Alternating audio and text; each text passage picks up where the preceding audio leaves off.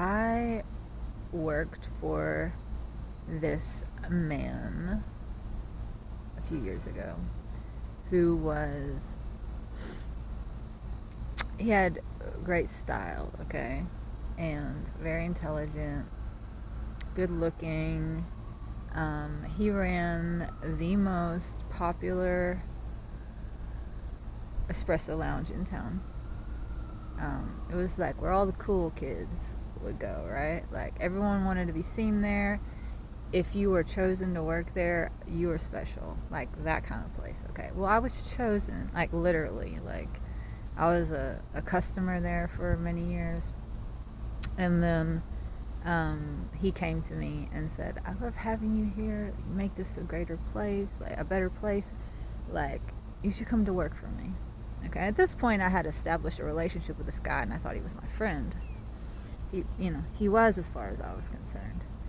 And I felt so seen, and I thought, well, hell yeah, like I'm here all the time anyways, So anyways, long story short, the guy ended up being a sexual pervert. He ended up sexually harassing me. It fucked with my head so damn bad because I looked at this man like a father figure. Okay, he was old enough. He was almost my parents' age. Okay, I was looking at him as a mentor and a father figure, and I had sexual abuse as a child by all of the men in my family. So it brought up all kinds of shit for me. Alright, so when I finally worked through all the shit, I left. I worked through all of the shit that it brought up for me. In the long run, it was a blessing. Okay, it was what I needed to actually like do the last little bit of work I needed to do for my healing. But what he did was so insidious. He fucking groomed me.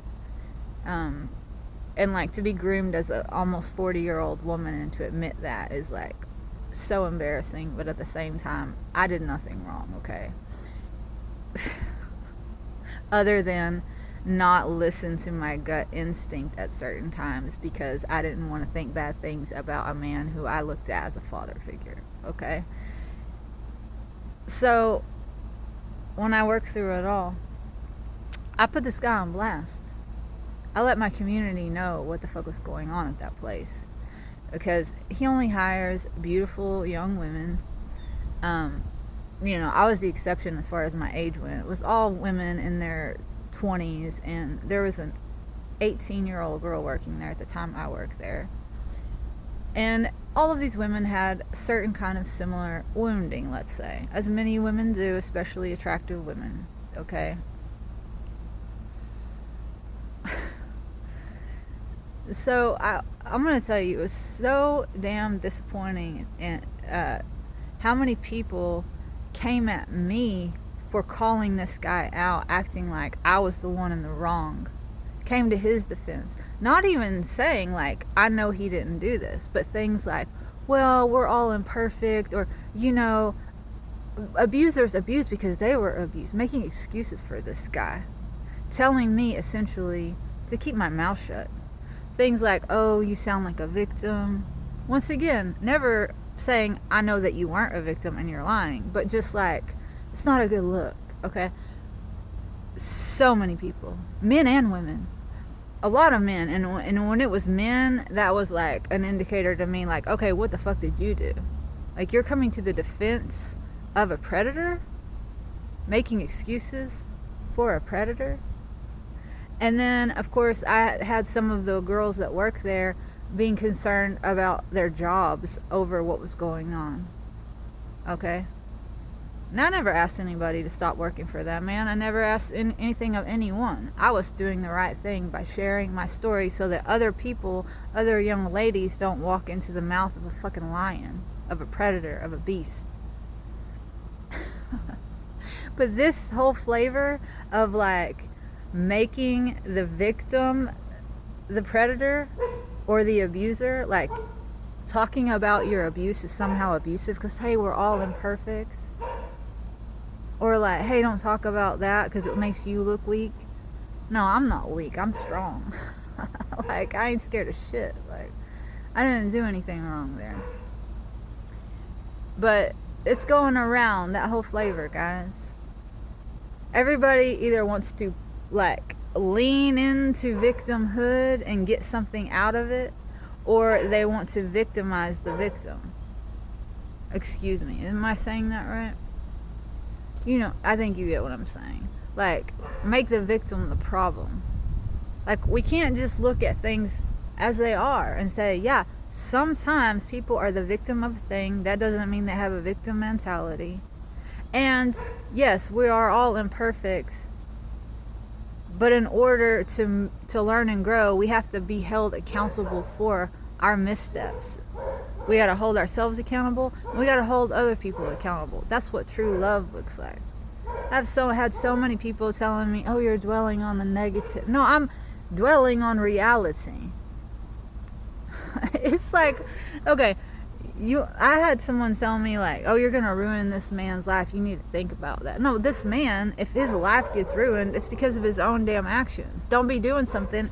If you have a problem with someone talking about the thing that you did, if you feel the need to hide it, well, you probably shouldn't be fucking doing it, right?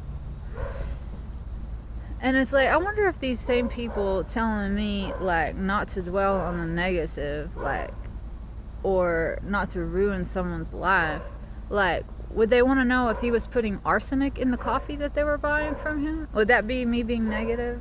Or at that, like, how far do you take that kind of reasoning or logic? We'll call it logic. There is no logic there. It's cowardice. It's toxic positivity. It's a privilege. It says, I've never been the victim of such a thing, so I ain't worried about it.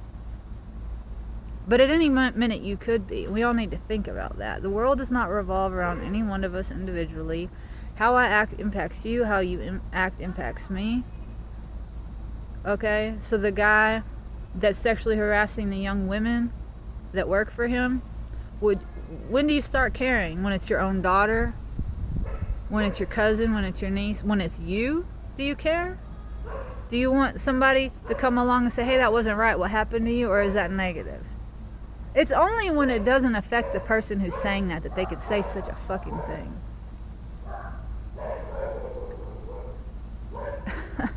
Yeah, if he was putting arsenic in the fucking coffee I was serving up, I bet you might like me to tell you before I served it to you. And I bet you wouldn't consider that fucking negative. You would probably consider it the right thing.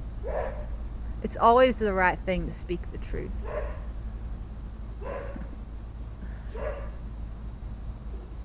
And the truth these days, there's a lot of ugly things that happen to be true. And there's a lot of messengers being shot.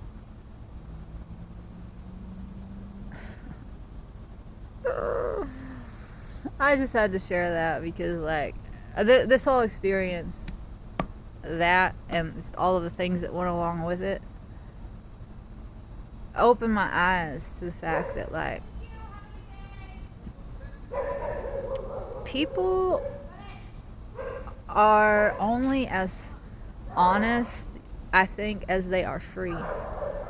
And what I mean by that is if they're tied to something, if they're addicted to something, if they're attached to something, that thing can rule them. It can cause them to act, to lie, to steal, to cheat, to act irrationally. The less attachments that you have to things outside of you, the less you have to worry about speaking the truth when it's not popular. Right? Because if it's not popular, it could cause you to lose things. What is that? Janis Joplin had a song, like, another word, something about freedom. Yeah, freedom's just another word for nothing left to lose. That's what that means. It's like, that's when you're really free, and nobody can fucking control you by trying to take away something that you're attached to. That's why Jesus and all the awakened beings were fucking renunciants. They had God. They had the Almighty. There is nothing that could top that. They didn't need to be slaves to anything. They didn't need to try to seek or gain power or security in any material thing or person or job, because they had everything in God. So what I'm saying, guys, there's a lot of fucking godless people out there, and it makes them cowards.